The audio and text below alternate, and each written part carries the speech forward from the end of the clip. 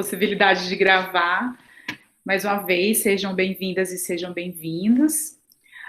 Nesse dia 19, o ciclo de debates do LASHE tem a participação super especial da professora Ana Karina, a Aninha, uma querida professora da área de trabalho da Universidade Federal de Pernambuco, nossa universidade parceira, vizinha, de certa forma, madrinha, né, porque foi a UFPE que nós da UFPB recorremos quando fomos montar o curso. Na verdade, eu não montei, né, foi a professora Cláudia Regina Galvão, e foi na UFPE que a gente encontrou carinho, consolo, ajuda. É muito bom ter você aqui, é muito bom ter vocês aqui, muito obrigada pela participação.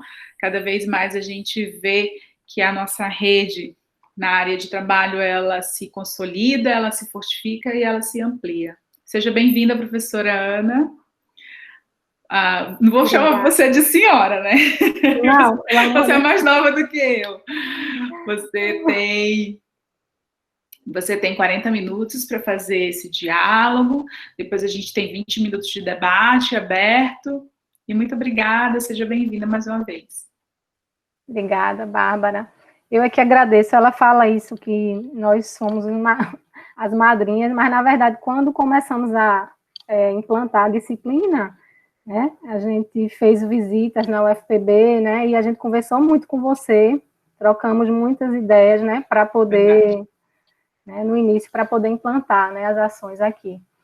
Então, para mim, assim, é um prazer participar, né, desse ciclo. Eu, como eu tinha já falado para a Bárbara, eu acho que está sendo uma oportunidade muito bacana para a terapia ocupacional, agregar experiências diferentes e a gente compartilhar. Eu tenho participado desde o primeiro e tenho gostado muito, né, dessa possibilidade.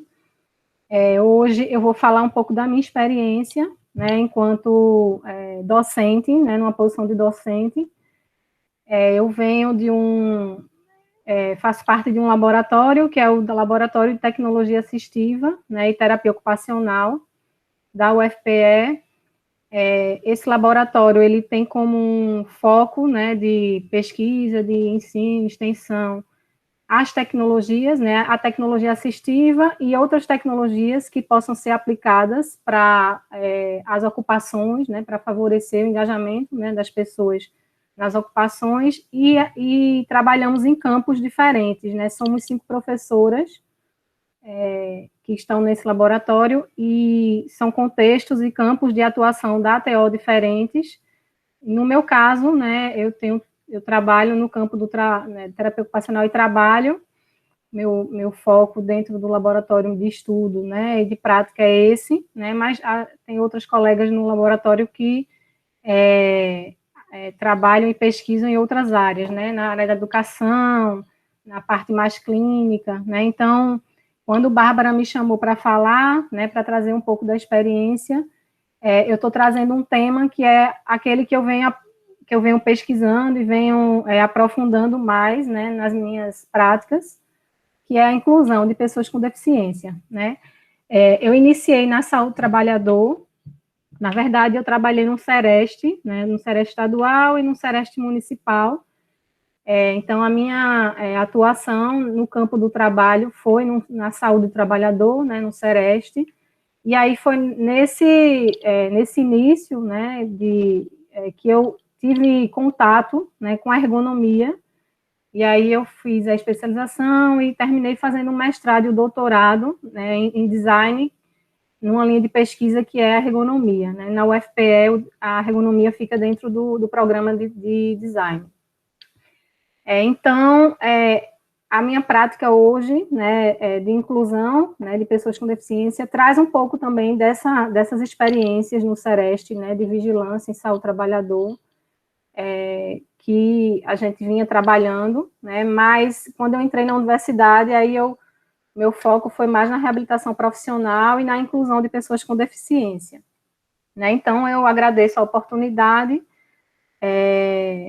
e no final vou tentar seguir aqui o horário direitinho, né, para a gente poder, no final, discutir e compartilhar, né, ideias. Bárbara, por favor, me avisa se não der certo aqui a exposição, tá? Se der algum problema, Tá certo. me dá esse feedback.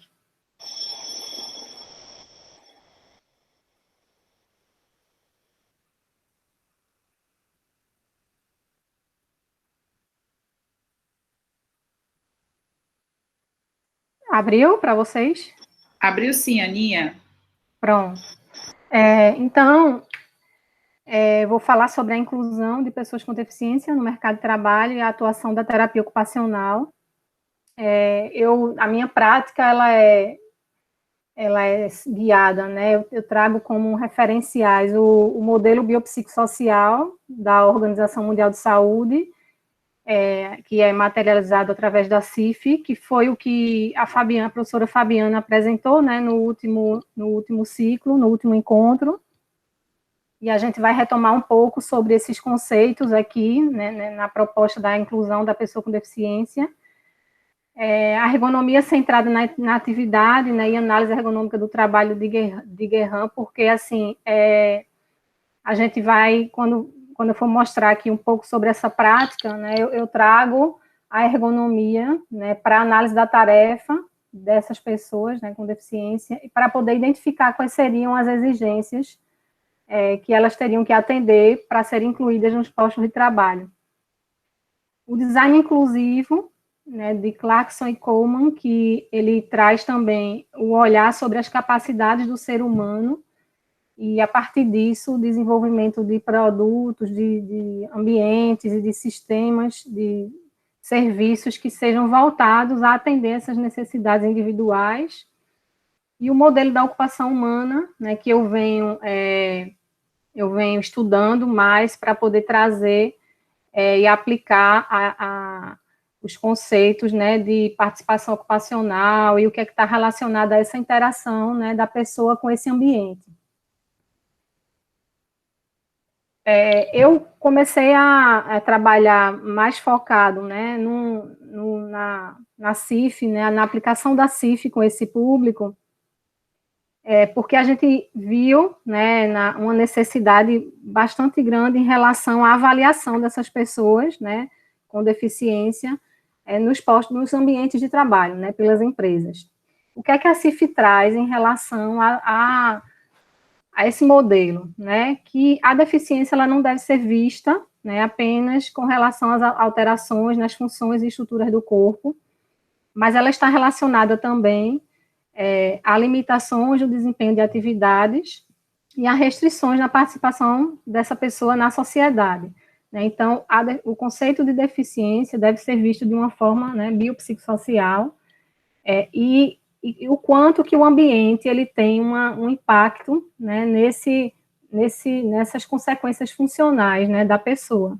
O quanto que esse ambiente ele pode ser tanto facilitador quanto limitador, né, dessa participação.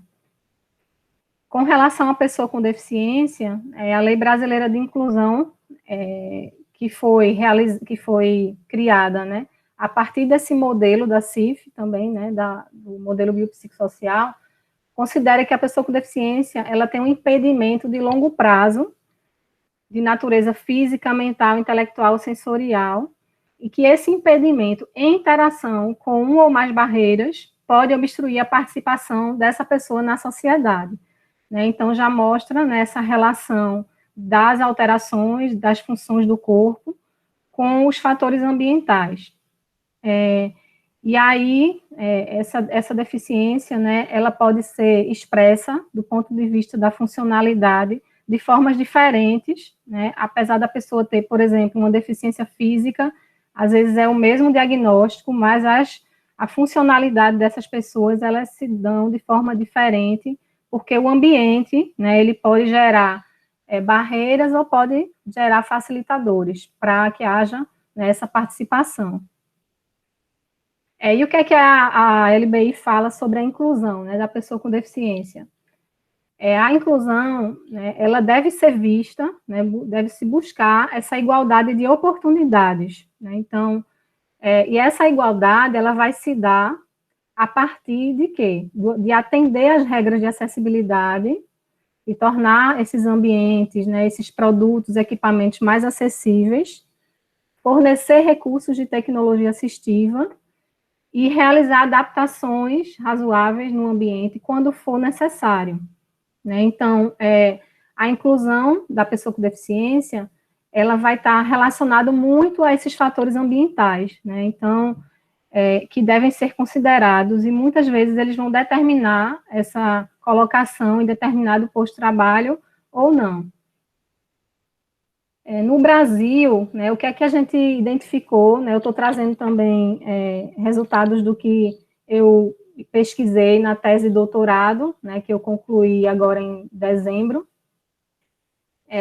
E aí, o que é que a gente observou? Né, que existe uma quantidade, né, que nós sabemos, um percentual de pessoas com deficiência no Brasil, a região Nordeste, ela tem esse percentual que ultrapassa essa média nacional, né, e Pernambuco, com 27%, né, de pessoas com deficiência, com dificuldade de inclusão nesse mercado de trabalho, apesar da existência de toda a legislação, né, que nós conhecemos, das cotas, né, as leis, né, a 8.112, a 8.213, que vão garantir um percentual de vagas, né, para as pessoas com deficiência nos serviços públicos e nas empresas, né, e o decreto 3.298, que também define um percentual mínimo para os concursos, né, de 5%, mas mesmo assim, as pessoas com deficiência, né, no mercado formal, elas ainda têm muitas dificuldades, são muitas barreiras, né, que existem para que, de fato, elas sejam incluídas e que elas permaneçam nesses postos de trabalho. Algumas das barreiras, né, que são colocadas, né, as atitudinais, que são bastante frequentes, né, as arquitetônicas, barreiras tecnológicas que impedem essas pessoas a terem o acesso às tecnologias, a questão da escolaridade, né, da qualificação profissional, a falta de informação sobre as capacidades e a deficiência, e a falta de acessibilidade e adaptação desse posto de trabalho, né? Então, dentro o foco que foi dado, né, na tese foi em cima dessa falta de informação sobre as capacidades e a deficiência, né? O quanto que, apesar de toda essa legislação, da Lei Brasileira de Inclusão, as pessoas com deficiência, elas não são vistas com relação às suas potencialidades, às suas capacidades, né? O foco ainda é muito em cima biomédico, né? Em cima do diagnóstico e das dificuldades. Então, dentro desse processo de inclusão, existem algumas fases, né, que é o recrutamento, a seleção, a contratação e a colocação dessa pessoa no posto de trabalho. Existe foi visto, né, uma escassez de métodos de avaliação das capacidades funcionais. Uma falta de análise das condições do ambiente, né, desse ambiente físico, do ambiente social também, da acessibilidade, das exigências do posto de trabalho, e uma escassez de indicação de adaptações, né, de produtos de tecnologia assistiva. Então, existe uma lacuna, né, em relação a esses métodos de avaliação, esse momento de recrutamento e seleção, que é tão importante, né, que é o momento em que a pessoa ela vai estar ali disputando essa vaga, ou então ela vai estar sendo identificado ali qual é o posto de trabalho, qual é a atividade laboral que ela vai ser incluída, e não se vê essa preocupação com essa questão da funcionalidade. Então, foi em cima dessa problemática que a tese ela se desenvolveu, né? A partir disso, nós identificamos a necessidade de realizar um diagnóstico de como isso tem acontecido nas empresas, né? De verificar como é que ocorre o recrutamento, a seleção e a colocação dessas pessoas nas empresas, né? Fizemos uma pesquisa de campo no ano passado, né, em fevereiro a março, para saber, né, quem é que recebia, quem é que realizava o processo de seleção, se essa pessoa ela era avaliada de uma forma mais funcional, né, uma avaliação funcional. E aí realizamos uma seleção aleatória, né, por conveniência de 6 instituições, sendo 3 privadas e 3 públicas, né, e conversamos com alguns gestores, né, desses locais, administradores, psicólogos, enfermeiros, foram as pessoas que estavam de frente, né, nesses serviços. E aí a gente identificou quais foram as metodologias adotadas nesse processo, né? Então, entrevista, né, o exame médico admissional estava presente, né, na maioria das instituições. Apenas uma instituição que foi uma privada, que a psicóloga ela ficava de frente desse processo, realizava uma pesquisa voltada à questão mais comportamental e não funcional, né? E com relação às instituições públicas, né, todas elas, as pessoas com deficiência passavam pela junta médica para realmente confirmar, né, a deficiência que foi indicada na seleção, no concurso, e só uma dessas instituições é que fazia uma visita para observar, para entrevistar esse trabalhador com deficiência no posto de trabalho, durante o período probatório, né? Então, realmente, dentro dessa amostra, não identificamos nenhuma preocupação nesse processo inicial, né, de recrutamento com essa avaliação funcional, né, das capacidades, das potencialidades dessas pessoas. E aí, a gente, dentro da pesquisa, desenvolvemos um protocolo de avaliação, né, que é um guia, que o intuito realmente é focado nesse processo foi focado na seleção e no recrutamento, nesse processo de avaliação inicial. Desenvolvemos um protocolo que foi o Ergo Capability, né, que ele tem como foco avaliar as capacidades do ser humano, associado à avaliação das demandas da tarefa laboral. E a partir daí, dessa análise, né, de verificar quais são as capacidades que são necessárias para que a pessoa com deficiência realize aquela tarefa laboral e quais são as capacidades que ele possui, né? De que forma ele pode atender a essas demandas. E nas situações em que não há uma condição de atender, né, se existe algum produto de tecnologia assistiva ou alguma adequação que possa ser feita, né, uma adequação ambiental, tanto organizacional quanto física, para que haja, para minimizar esse impacto funcional das alterações e para que essa pessoa ela possa se engajar nessa tarefa laboral. Então, o foco do protocolo era sistematizar esse processo de avaliação até chegar em umas recomendações que as pessoas que estavam em contato com aquela pessoa no processo de avaliação pudessem visualizar de que forma poderia ser feito ajustes nesse ambiente, nesse contexto, para que essa pessoa com deficiência pudesse ser incluída. Esse protocolo, né, ele foi construído uma base teórica da ergonomia, né, porque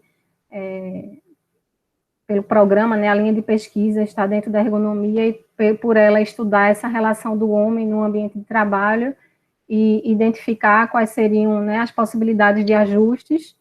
Na classificação internacional de funcionalidade, então, nós selecionamos alguns domínios, né, os principais domínios que tinham relação direta, né, com a pessoa com deficiência no trabalho, da CIF, e os conceitos do design inclusivo com relação às capacidades do ser humano, a importância de se avaliar essas capacidades para se indicar produtos, equipamentos para esse indivíduo. Além disso, indicamos também ferramentas de avaliação que já existem, na verdade, né, são instrumentos de avaliação que usamos na prática, né, e que poderiam estar indicados nesse protocolo para avaliação de cada tipo de capacidade. Então, o Ergo Capability, ele parte do conhecimento sobre a pessoa, né, então a ideia é ressaltar as capacidades da pessoa com deficiência, as suas potencialidades e propor recomendações, ajustes nesse ambiente para minimizar essas limitações.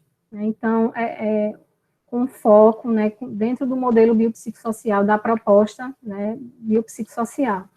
E a ideia é que ele guie a definição dessas recomendações, se há uma necessidade de um dispositivo de tecnologia assistiva ou de alguma adequação nesse ambiente.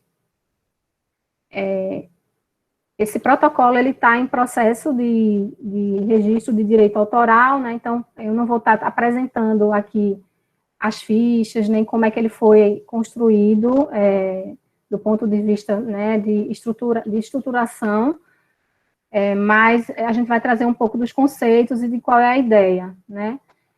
Ele é focado tanto na avaliação das capacidades, a partir dos construtos dos domínios da CIF, e na análise da tarefa de trabalho, né, da tarefa laboral, para que a comparação entre as demandas dessa tarefa com as capacidades que a pessoa apresenta, né, a gente observa se há uma compatibilidade e se há alguma necessidade de indicar dispositivos de tecnologia assistiva para compensar ou para eliminar essas alterações nas funções do corpo, ou se há uma necessidade de indicar adaptações, né, nesse ambiente, para que essa pessoa possa ter um desempenho melhor, né, realizar as atividades com maior segurança, né, e com maior eficiência ali no ambiente de trabalho.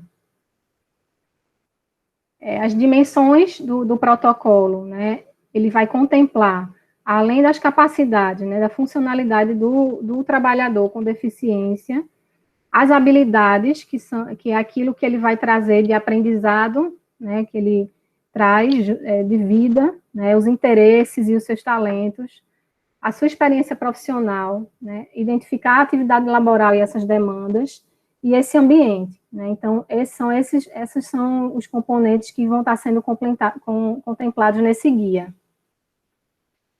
Com relação à base conceitual, né, ele é dividido em 3 partes, né, uma parte que é relacionada ao trabalhador, com a identificação desse trabalhador, definição das capacidades que ele apresenta, né, do ponto de vista sensorial, cognitivo, motor, com relação ao posto de trabalho, né, a gente identifica nessa parte quais são as capacidades que são exigidas para realizar a tarefa laboral, e aí, a partir da análise dessa parte do trabalhador com o posto, vai ser definido se precisa indicar, né, algum dispositivo de tecnologia assistiva ou alguma adaptação. Cada parte dessa, ela é dividida, né, em fichas e nos guias de orientação para a avaliação. A finalidade do protocolo é orientar os profissionais a realizarem a avaliação de pessoas com deficiência para a inclusão no trabalho, com foco, né, sob a abordagem desse modelo mais amplo, né, o modelo biopsicossocial, que ressalte as potencialidades da pessoa com deficiência. O público-alvo para o estudo foram profissionais que trabalham com seleção e inclusão de pessoas com deficiência, de RH, da saúde, da ergonomia ou segurança do trabalho, e indicamos alguns momentos de uso, que é no momento de recrutamento, de avaliação, né, de um exame periódico ou do retorno ao trabalho. Então, assim, dentro dessa proposta, né, a ideia é que esse protocolo ele gere soluções a partir das capacidades, né, e não focar nas limitações e nas dificuldades que esse trabalhador tenha, que esse processo de prescrição e implantação dessas recomendações, que é a última etapa, né, a gente indica que o terapeuta ocupacional, ele possa auxiliar nessa etapa, por ter o domínio em relação à intervenção sobre as ocupações humanas, no caso, o trabalho e as atividades de vida diária. Por quê? Porque muitas vezes o trabalhador com deficiência, ele precisa também se alimentar, né, ele traz muitas dificuldades com relação às AVDs no próprio ambiente de trabalho, e esse processo de implementação de recomendações, né, que é a execução, que seja feita de forma interdisciplinar, com designer, engenheiro, arquiteto, né, dentro de uma equipe mais ampla. A proposta do protocolo, né, dentro da tese, foi exatamente oferecer, né, a esses locais, né, um guia que pudesse facilitar essa avaliação e pudesse ressaltar as potencialidades e as capacidades do trabalhador com deficiência.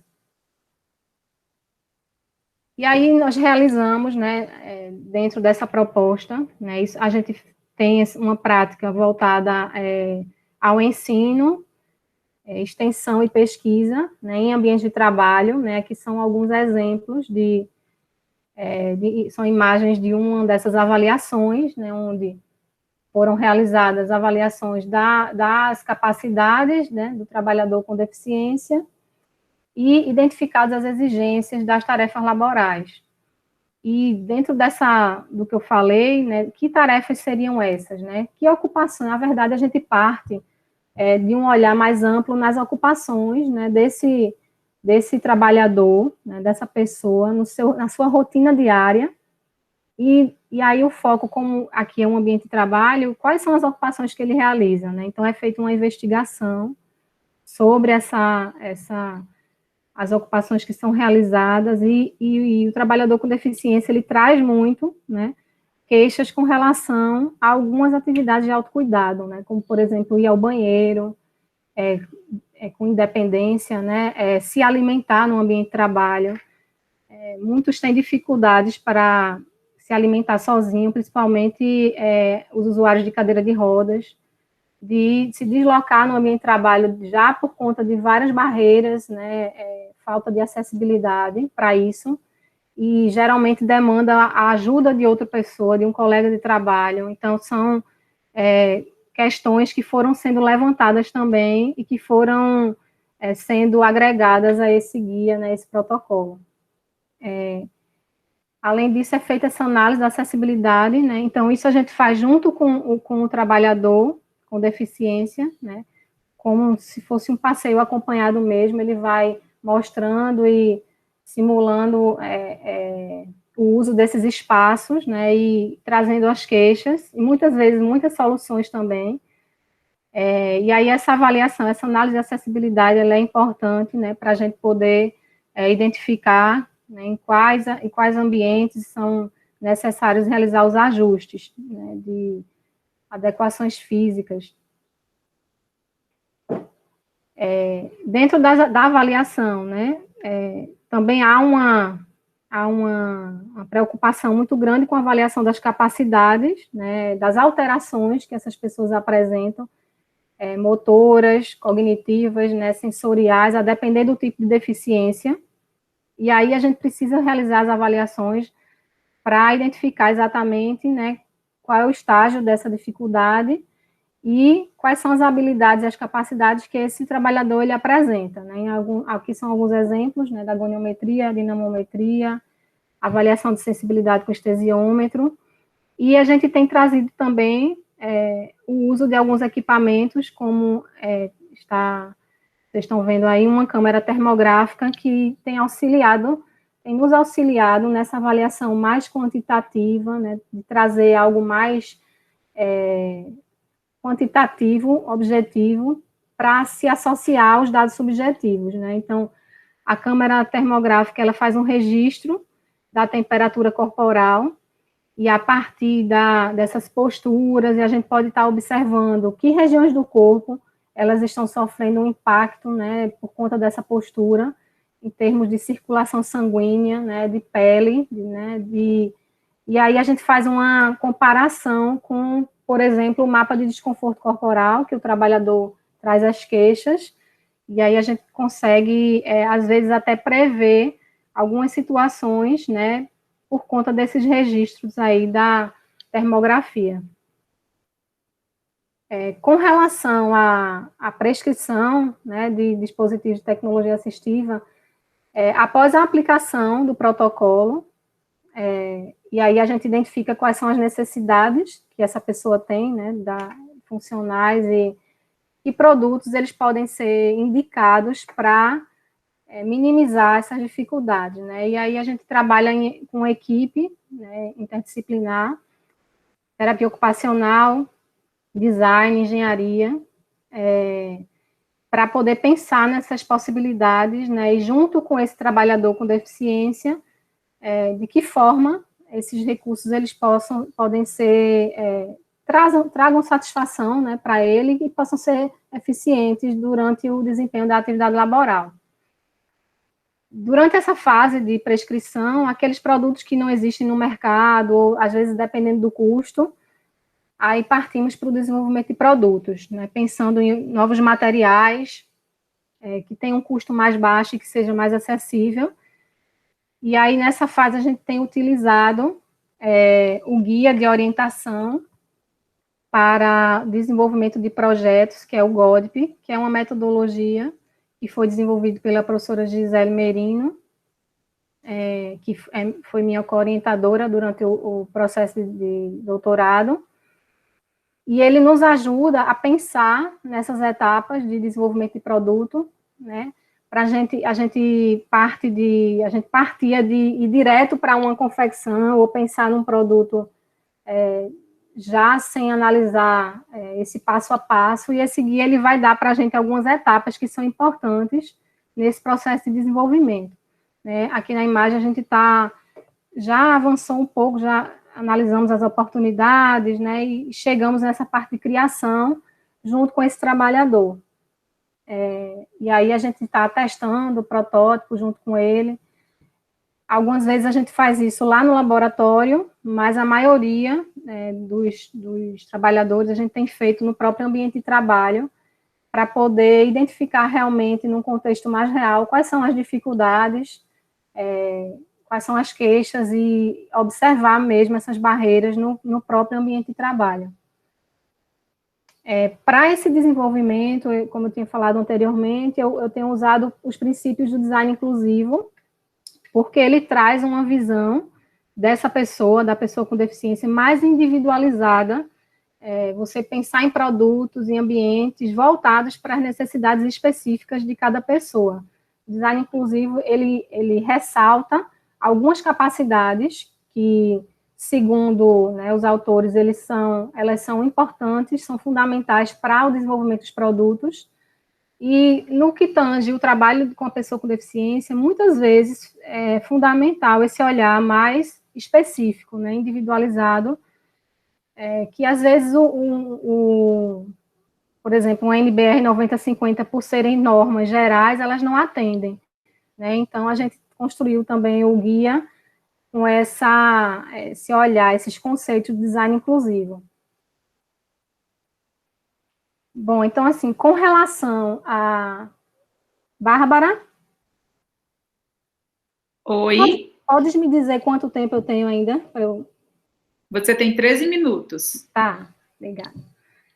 Bom, então, o que eu coloquei aqui, né, até agora foi fruto da tese, do que a gente trabalhou, muito voltado à questão da avaliação da pessoa com deficiência, né, que foi uma lacuna que a gente identificou realmente, de poder contribuir um pouco para os serviços e para essas pessoas poderem ser olhadas de uma forma mais real quanto à sua funcionalidade, ao invés de se focar apenas nas dificuldades e na deficiência, né? E aí a gente também trabalha com essas pessoas nos grupos de orientação, né? Então, sabemos que as barreiras existentes nos ambientes de trabalho são enormes e muito em relação à questão atitudinal, né? Então, preconceitos, discriminação, né? Por conta do desconhecimento, muitas vezes. Então, essa é uma dos temas, né? Que esse grupo ele se debruça, principal, porque muitas vezes um trabalho, né, em grupo, na terapia ocupacional, voltado à orientação, à informação, né, o que é a deficiência, o que é você não focar nas dificuldades, e a importância de você olhar para esse ambiente, tirar da pessoa com deficiência, né, essa responsabilidade. Na verdade, a barreira ela existe no ambiente, não é na pessoa. Então, esses grupos, eles serviram muito para a gente trabalhar e discutir muito essas questões relacionadas às atitudes, né, às barreiras sociais, a discriminação e todas as questões que eles trazem decorrentes de uma vida, né, muitas vezes de exclusão. E aí a gente vai observando algumas estratégias de intervenção, né, baseado nesses temas, que vai desde, né, as barreiras atitudinais, as físicas, né, as arquitetônicas, comunicacionais. Então, cada uma delas a gente vai elencando e identificando as estratégias de intervenção, que podem ser individual, né, junto a esse trabalhador, mas geralmente são coletivas, né, naquele setor, naquele ambiente de trabalho, junto com o gestor, junto com os colegas de trabalho, para a gente poder pensar no processo de inclusão, de fato, de uma forma mais ampla, né, mais de uma forma que haja uma mudança, se tente haver uma mudança ali cultural e social naquele ambiente. Um outro aspecto que a gente trabalha nesses grupos é a prevenção de riscos e agravos, né? Eu trago um pouco isso da prática que eu vivi de vigilância no Sereste, né? Que é observar essas situações de risco e a prevenir, né, a possibilidade de alguma doença ou algum acidente relacionado ao trabalho.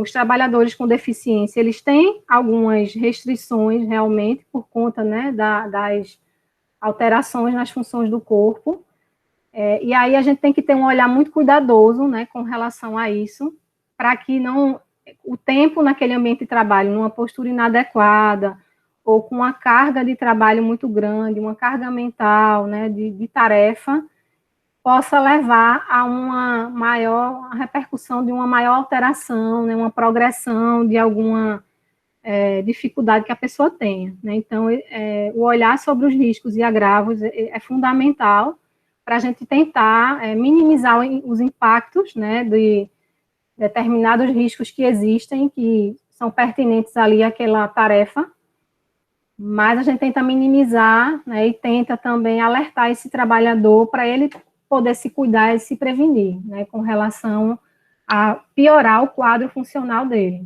né. Uma outra coisa que a gente vê é a segurança, né, nesse ambiente, né, então a prevenção de queda, de risco de queda, é muito grande, principalmente para os usuários de cadeira de rodas, né, os que têm dificuldade de mobilidade. Dentro do setor, né, a gente trabalhou aqui com o setor de serviços, né, existem alguns EPIs que eles poderiam estar usando para minimizar, né, alguns riscos, né, ruído, né, tinha muita questão de ruído, e aí a gente fazia uma sensibilização sobre a importância, a necessidade de se usar, né, e de ter essa consciência do corpo e esse cuidado desse corpo, né.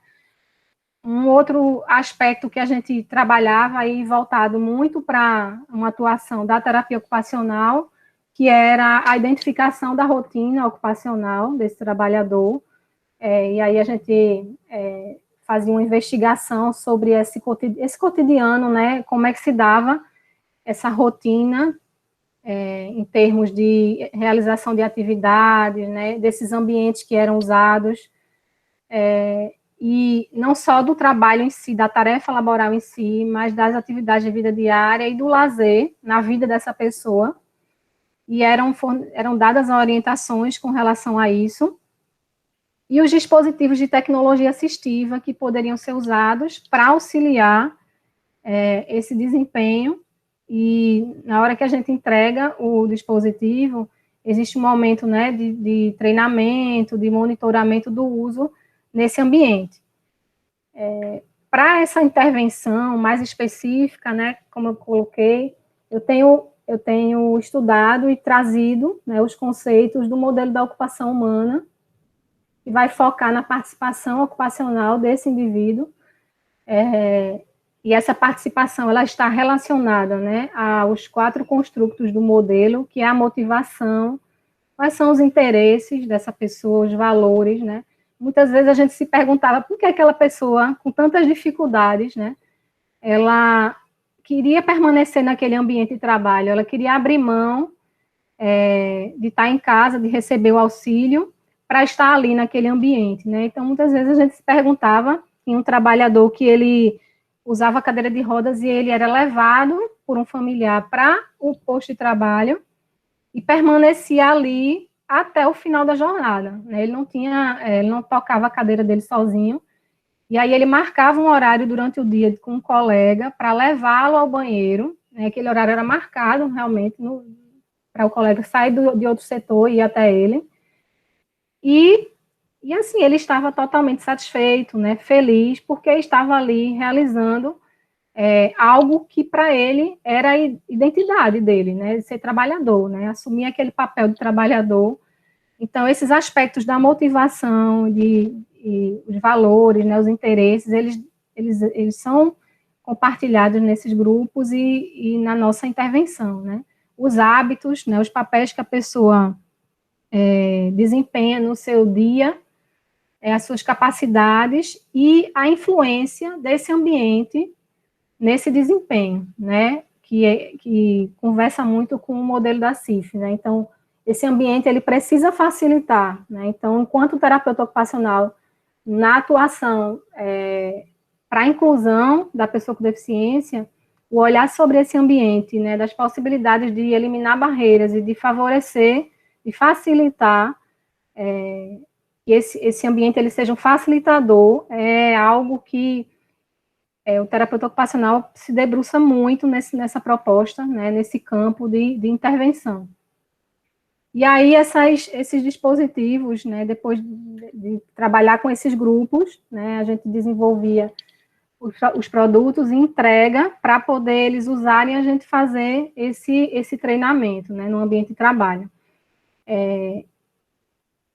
Não dá para trazer imagens nem vídeos aqui, a gente teve que interromper por conta da pandemia, né, alguns receberam e outros não, então a gente teve que parar um pouco o trabalho de campo, né, mas alguns relatos que eles trazem, né, a gente hoje acompanha alguns através do WhatsApp, e aí eles vão trazendo algumas queixas e a gente vai conversando, mas como ocorreu a pandemia, todos os trabalhadores estão em trabalho remoto, né, aí hoje a gente está se debruçando para estudar como orientar essas pessoas no trabalho remoto, né, para que esse ambiente, nesse local de trabalho, ele possa favorecer, né, o desempenho dessas atividades laborais.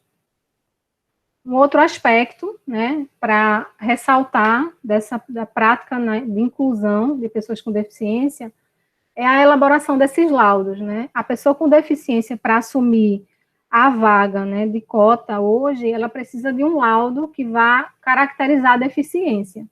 Então, esse laudo, ele vai ter, ele deve ser, né, realizado de uma forma interdisciplinar, apesar de, em alguns momentos, ele não seja feito assim, né, mas o que é que a Lei Brasileira de Inclusão diz, né, que a avaliação, quando necessária, será biopsicossocial, realizada por uma equipe interdisciplinar, e ele deve considerar os impedimentos nas funções e nas estruturas do corpo, esses fatores ambientais, né, sociais e psicológicos que estão relacionados ao contexto, né, dessa pessoa, as limitações no desempenho de atividades e a restrição na participação. Então, esse laudo, ele é elaborado baseado na CIF, né, e aí o terapeuta ocupacional, ele pode estar, eu trouxe um exemplo desse laudo para compartilhar com vocês.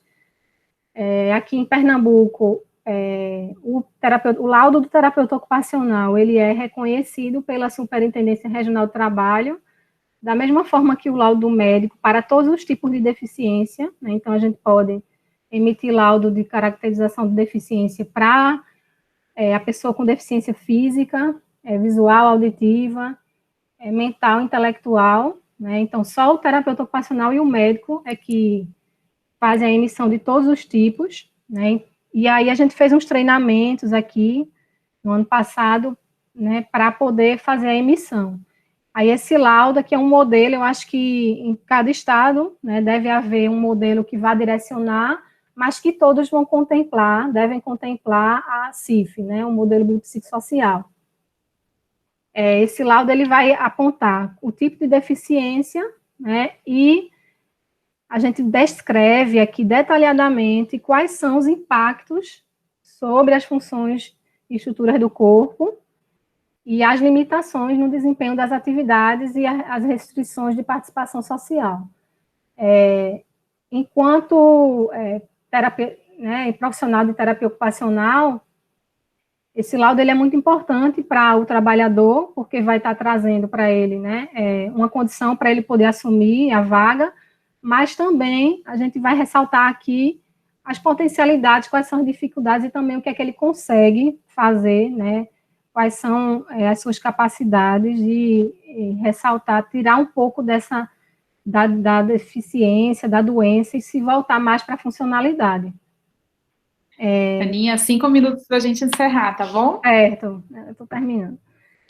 Bom, então, o que é que a gente, também para finalizar aqui, né?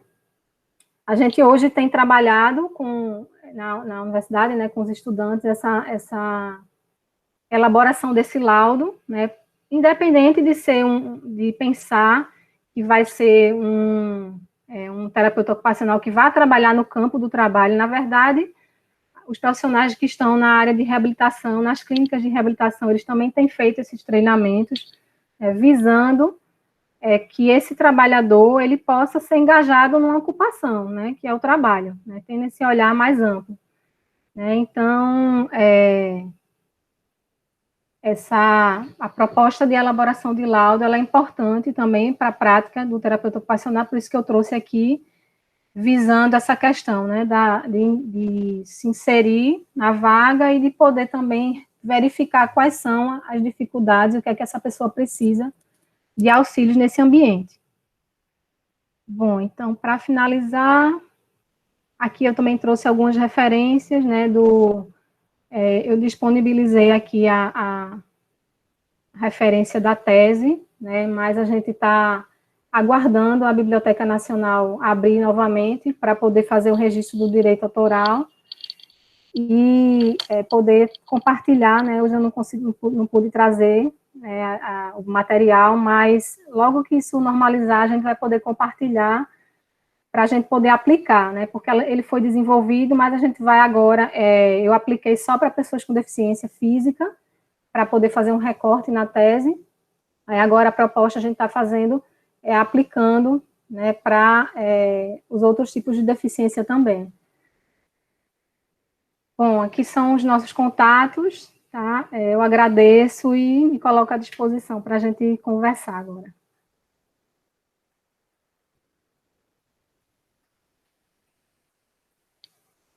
Muito obrigada, professora Ana. Nossa, quanta coisa, que coisa bacana. Então, agora a gente tem o nosso momento de debate, de conversa. Se você quiser escrever, não quiser falar, o chat está aberto.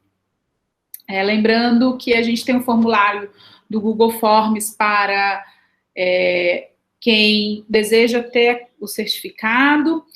As gravações, elas estão também já disponíveis, as duas primeiras, no nosso canal do YouTube, o link está aqui. E você pode acompanhar a gente pelo Instagram, tá certo? Então, vamos abrir agora para as perguntas, comentários, enfim.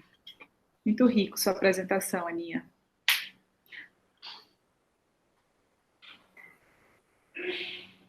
Eu chamei a professora Cláudia Galvão para participar. Hoje, assim, eu falei, Cláudia, você precisa assistir a Ana, porque a Cláudia é nossa professora de tecnologia assistiva, né, trabalha com cadeira de rodas. Então, a gente começou hoje a expandir o nosso network.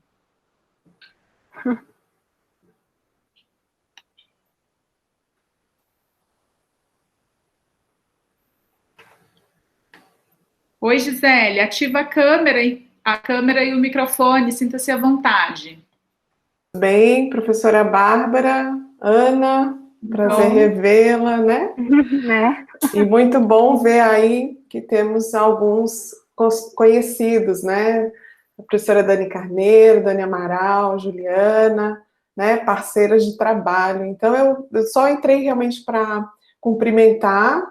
Professora Bárbara, eu tinha um leve conhecimento do grupo de vocês daí, eu sou a professora Gisele Merino, aqui da Federal de Santa Catarina e da Estadual de Santa Catarina, E um prazer grande, sou da área do design, da parte de gestão e de usabilidade, ergonomia, junto com o Eugênio, que é meu esposo.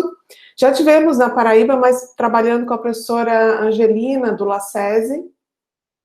Também, né, temos essa parceria. Já trabalhei com a professora Angelina. Isso, então a gente, né, alguns contatos assim, mas nosso contato maior tem sido realmente com as meninas no Labitato, né, por meio de projetos junto com a professora Daniele Carneiro. Eu, assim, parabenizo a Ana pela apresentação, né, um pouco suspeita, né, por ter sido parceira num pedacinho da tese, né, como co-orientadora, mas eu acho que eu entrei para realmente ressaltar, eu acho que o olhar positivo sobre a capacidade humana, né, principalmente vindo, claro, no meu caso, né, como profissional que pensa problema, resolver problema de uma forma geral, que é isso que a gente faz, projetar, né, mas o quanto que esse olhar positivo foi importante para a tua ferramenta mesmo, né, que eu vejo que as pessoas vão poder ter acesso em seguida, né, e a gente está precisando desse olhar humano, né, para as atividades, então acho que esse olhar positivo para a capacidade, né, como ela foi pensada, é o diferencial, né, e é o diferencial principalmente do trabalho da TO, que eu estou, né, tendo a possibilidade, a oportunidade, a felicidade de conhecer, né, com um pouquinho mais a fundo. Então, eu parabenizo, né, eu estou já seguindo aí o grupo, né, do LAST, para também poder entender mais o que é feito e também se colocar à disposição, né, estamos à disposição aqui no Sul, e graças a essa tecnologia que nos permite estar tão perto nesse momento também, né. Então, parabenizar vocês por todo esse trabalho que vem sendo feito, parabenizar os colegas presentes e também as meninas de Pernambuco, e vocês, né, Nordeste, são uma grande referência em terapia ocupacional, né.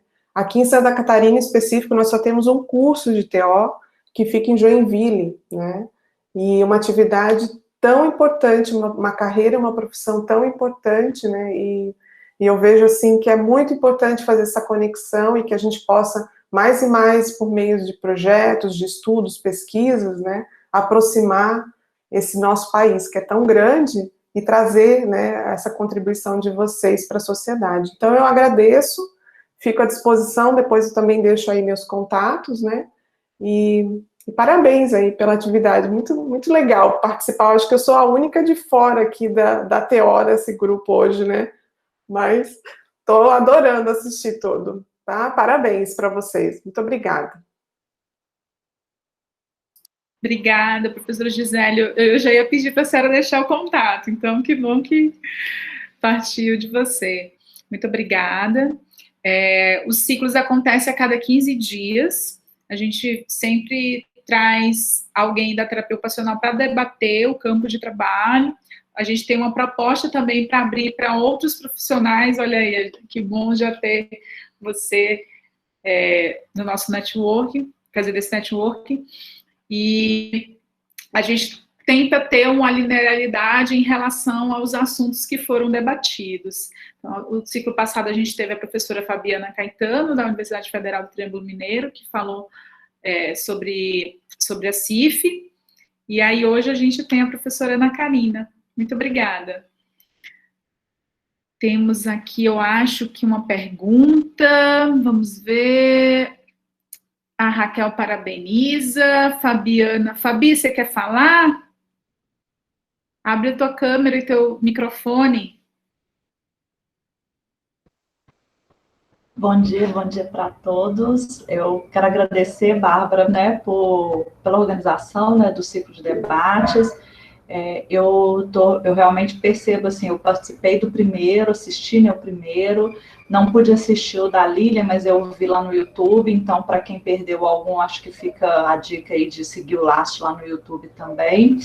E eu acho que, de alguma forma, casou muito, de uma forma muito legal, a gente discutir CIF, a importância da CIF no Saúde do Trabalhador há 15 dias atrás, e a professora Ana Karina trazer agora essa experiência prática e super importante.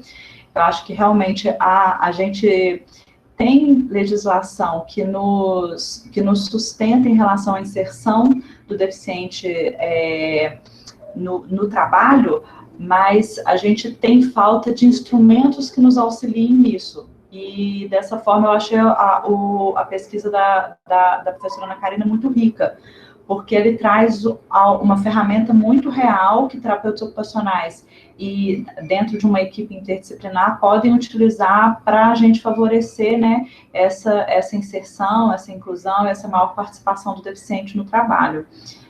Eu acredito que seria, às vezes, até interessante, à medida que o guia for patenteado, né, e seguir todos esses trâmites que a professora Ana Karina falou, talvez até uma parceria aí do LAST com o laboratório da professora para apresentar o guia, apresentar para os profissionais, os TOs que trabalham no INSS, que têm muita dificuldade de pensar o retorno ao trabalho do trabalhador que foi reabilitado, né? Então, e muitas empresas não conhecem essa informação, associam as vagas, as cotas de vagas apenas a deficiente, mas não ao trabalhador reabilitado. Então, eu queria parabenizar a professora Ana Karina pela apresentação, pela exposição, pela pesquisa, pela produção desse guia, que eu acredito que tem um potencial bem legal para a nossa profissão, por estar, né, interrelacionando aí modelos teóricos nossos com a CIF, e agradecer por essa oportunidade e para o LAST, pela organização. Obrigada, Fabi. Você acabou de falar uma coisa que a gente que eu estou nos últimos meses me debruçando muito, que não é nem a questão só do retorno, mas sim da permanência, né? A gente precisa discutir mais a permanência no trabalho para essas pessoas que passaram por processo de reabilitação. Deixar aí com a Aninha. Esse é um ponto, foi ótimo você falar, né? É um ponto que realmente, assim, a gente precisa investir, né? Assim, começando uma avaliação, eu entendo assim, avaliando o guia, ele vai contribuir para esse processo de avaliação, né? E de identificar, fazer esse diagnóstico, sistematizar essa coleta de dados sobre a funcionalidade, né? E também concordo com a Fabiana de ser muito bom ter sido hoje a minha apresentação depois dela, porque tudo que eu trouxe aqui tá voltado para a CIF, né? Eu fiz tudo baseado no que é esse modelo, né, biopsicossocial, esse modelo que vai valorizar os potenciais e a funcionalidade dessa pessoa. Então, quando a gente faz isso numa avaliação, nesse primeiro momento de avaliar para direcionar a pessoa para o posto de trabalho, as outras coisas que vão vir, a própria permanência, eu acredito que haja algo positivo, né, depois, para essa pessoa ela se manter nesse ambiente mais tempo, né, com maior conforto, com maior satisfação, né. Agora a gente vai ver, vamos estudar, vamos pesquisar para poder documentar isso, né, estudar essas intervenções e o impacto disso na permanência desse trabalhador nesse ambiente de trabalho, né, e trazer também a voz dele, né, do trabalhador sobre o que é ser visto, né, como um profissional que está sendo valorizado por conta das suas capacidades. Né, não é porque a vaga é para uma pessoa com deficiência física, é porque ele tem condição de assumir, porque ele tem capacidades e potencial para isso, né. Então, para mim, essa questão da avaliação até a permanência, uma coisa vai estar relacionada à outra, né. Sobre o que a Gisele falou, de fato, Gisele é a design mais TO que eu conheço. Ela fala que nós somos terapeutas ocupacionais, mais design que ela conhece, né? E vice-versa. Mas quando a gente sai um pouquinho da nossa área, né? Eu acho que Bárbara vive isso também na engenharia. A gente consegue trazer ferramentas que são das outras áreas e que podem ser associadas às nossas. E aí, ao mesmo tempo, ressaltando também o que a gente pode estar dando de contribuição. Então, sobre inclusão, precisa haver equipe mesmo, né? A gente precisa tentar minimamente trocar com outro profissional de outra área, porque senão fica difícil, porque são muitos aspectos que estão ali relacionados, né? Não é só a parte da saúde, mas ele precisa da questão do ambiente, que é quem são os projetistas, né? Engenheiro, design, que vão estar ali juntos para poder o trabalho realmente ser adequado, né? Acho que Dani queria perguntar alguma coisa. Oi, Danizinha, abra sua câmera. Oi. Beijo, minha amiga. Beijo, meninas. Assim como Gisele, né? Sou suspeita para falar, que a Ana é minha parceira de disciplina, de extensão, de pesquisa, de vida, né? Então, pude acompanhar aí todo esse engajamento, envolvimento, dedicação, né? Desse trabalho brilhante de Ana, que tiveram repercussões e vão ter muitos pela frente. Parabenizar novamente Bárbara, né, que eu estou amando, né, essa proposta e espero que continue, que agregue mais, né, as pessoas, não só os profissionais, mas temos aqui alguns estudantes interessados na área, profissionais de outras áreas, né, que não só da terapia ocupacional.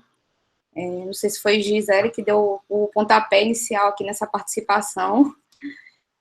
E aí, minha pergunta é mais ampla, assim, nessa perspectiva, né, que a Ana explicou brilhantemente, de forma bem resumida, né, mas muito bacana, de emissão de laudos caracterizadores da pessoa com deficiência,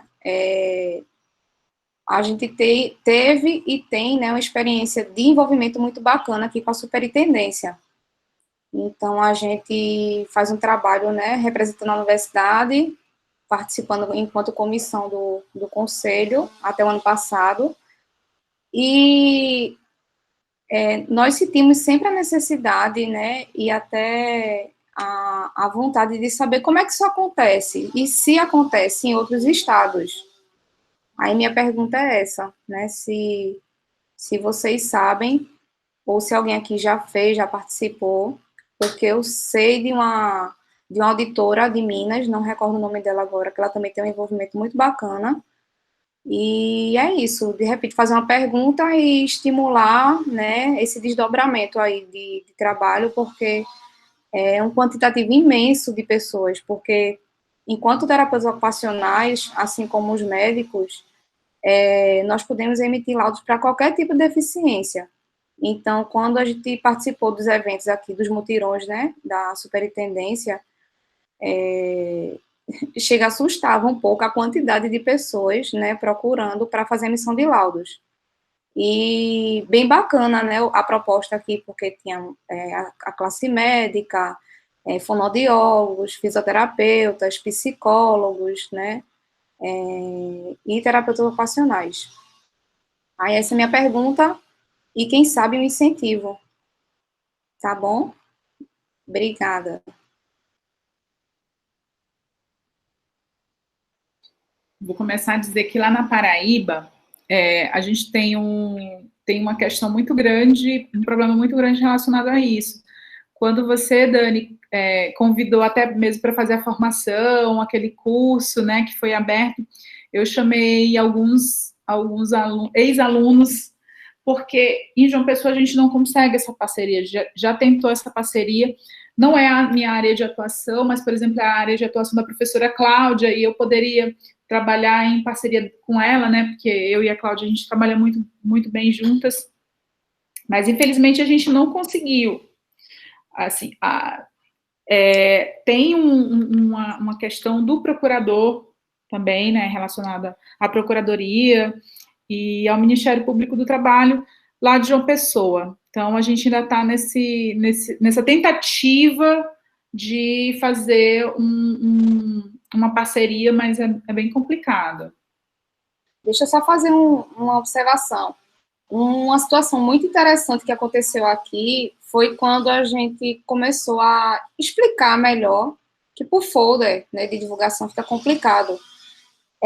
Foi a participação de terapeutas ocupacionais que trabalham em CAPS, né, em centros de reabilitação, que tem um aprofundamento em algumas áreas. Porque, por exemplo, quando aconteceu de chegar uma pessoa com diagnóstico de doença psiquiátrica, eu não me senti confortável, porque minha área mais é da reabilitação física, eu não me senti segura, né, em aplicar determinados instrumentos. Então, aí, como do lado, a gente teve essa parceria, né, de pessoas de outras áreas, então a gente encaminhava aquela pessoa para um profissional mais especializado.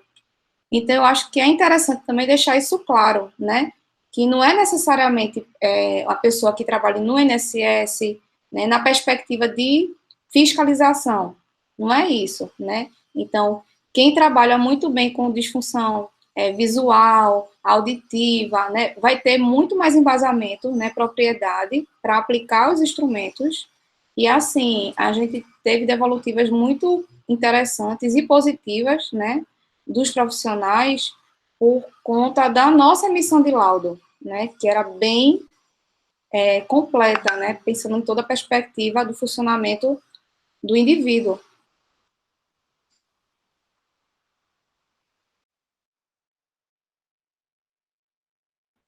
Alguém em algum estado tem essa... Sabe se existe essa parceria no seu estado? A gente tem gente de várias partes do Brasil, né? André Cabral, você é de São Paulo, né? Você sabe se aqui em São Paulo tem alguma coisa assim? Eu sei que o grupo da professora Selma aqui em São Paulo, ele trabalhou com tempo junto na verdade, com essa parceria, mas muito mais voltado para as questões que envolviam não o laudo, mas a permanência no trabalho. Então, assim, essa questão de laudar, realmente, eu não sei. Bom, mas enfim, fica só a colocação para estimular, né, Ana? Porque a gente sentia essa necessidade. Aqui funciona geralmente assim, tem o dia D, que é um dia nacional, né, de contratação, de inclusão, o dia D da pessoa com deficiência, e geralmente é associado a esse evento. Então, é bem dinâmico. Em um lado fica as empresas, é bem assim, os representantes das empresas ficam num setor e os profissionais de saúde ficam em outro para a emissão desses laudos, né? E aí a gente vai emitindo, visualizando já que aquela pessoa ali, ela consiga aquela vaga na empresa, né? No ambiente de trabalho. E aí ela já vai direto com o laudo para aquela empresa. Tem um mutirão enorme que acontece. Mas a proposta que a professora Fabiana colocou aí, eu acho muito legal, né, de fazer uma coisa mais continuada, né, acho que todo mundo tem interesse, acho que vai ser importante para a gente, né, para a terapia ocupacional, enquanto área, né, no campo do trabalho, fortalecer, né, a gente tem algumas experiências, né, do que a gente viu aqui, mas talvez outros tenham também em algum outro local, né, em outro estado, mas realmente depende muito de quem está de frente, né, Bárbara, aqui no caso é do procurador. É isso. A gente pode pensar nessa formação coletiva, né, num curso, porque temos você, né, Aninha, temos a professora Dani, temos a professora Fabiana, a gente também tem a professora Lília, que ela trabalha de forma muito ativa, a professora Carol Alonso, lá da UFRJ, e a gente já tem agora a Gisele, né, que é sua parceira de vocês, mas que já vai ser nossa parceira. Então, acho que a gente pode pensar numa proposta coletiva, até mesmo de uma formação nessa área. Tem a professora Cláudia Galvão, né, que é referência em cadeira de rodas, então a gente poderia realmente pensar. Vamos amadurecer mais essa proposta. Gente, para encerrar, mais alguma pergunta, algum questionamento?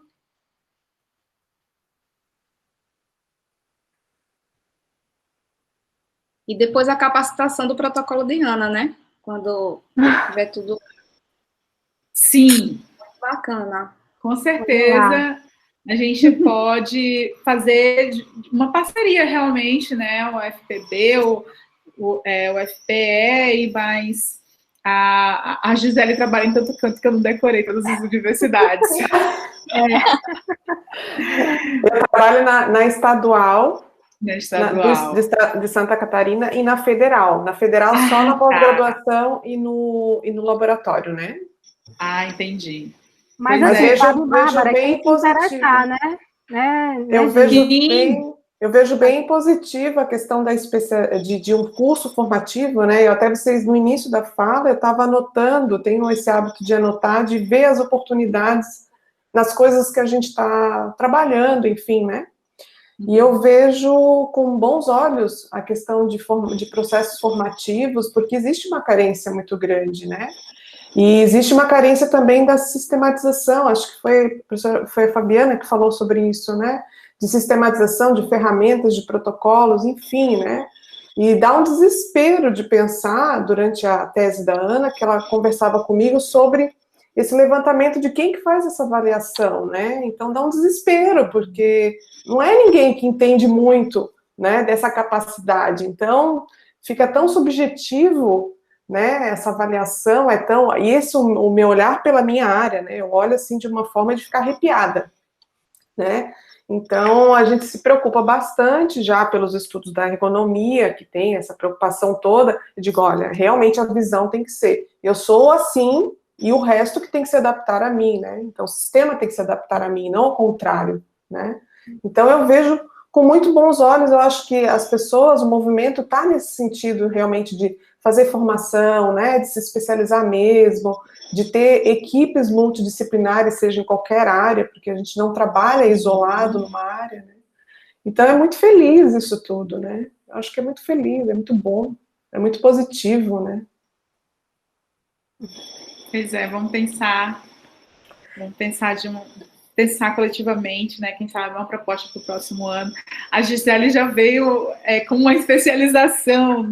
O negócio aqui é rápido, né? As meninas sabem disso. Mas sabe, Bárbara, eu sou suspeita, eu botei uma pitadinha de curiosidade ali, mas o guia que a Ana trabalhou, que ela desenvolveu, uma das preocupações realmente é a usabilidade do guia mesmo, para quem vai usar, porque essa ferramenta foi desenvolvida para quem vai usar, né, que não tem uma linguagem muito técnica, então justamente pensando nesse público que às vezes varia, né, que o ideal fosse que tivessem vocês presentes junto na equipe sempre, né, mas a gente sabe que a realidade não é essa. Então, ele está muito bom de ser utilizado, está muito, né, porque o abandono de ferramenta, protocolo, às vezes é porque ele é moroso, ele né, não te convida a usar, né, então, deixando todo mundo curioso, né, Ana, tomara que isso tudo libere para você poder apresentar, enfim, né, fazer teus workshops, ou seja o que for, né, mas realmente compartilhar o conhecimento. Né? Isso. É verdade. Depois a gente vai amadurecer essa ideia em conjunto, de forma coletiva. Todo encontro, todo ciclo de debates do LASH sai alguma coisa. Né? Então a gente vai... Isso é muito bom. Produtos, verdade.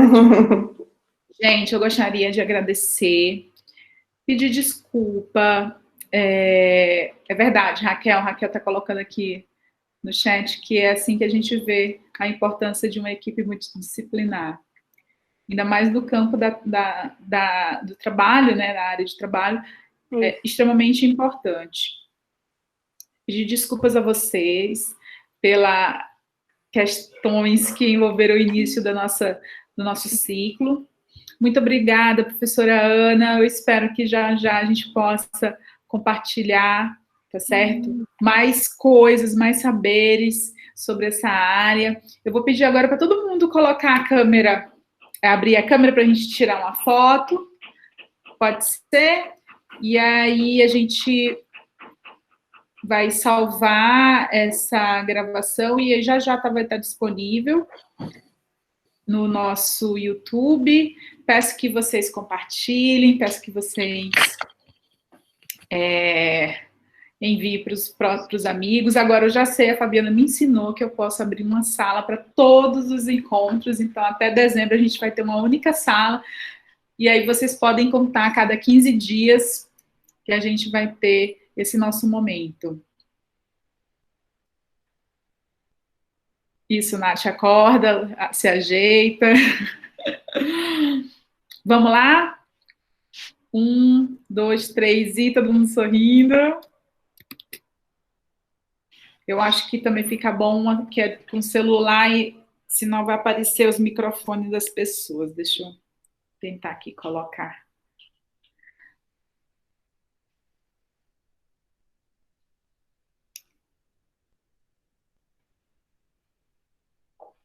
Muito obrigada, pessoal.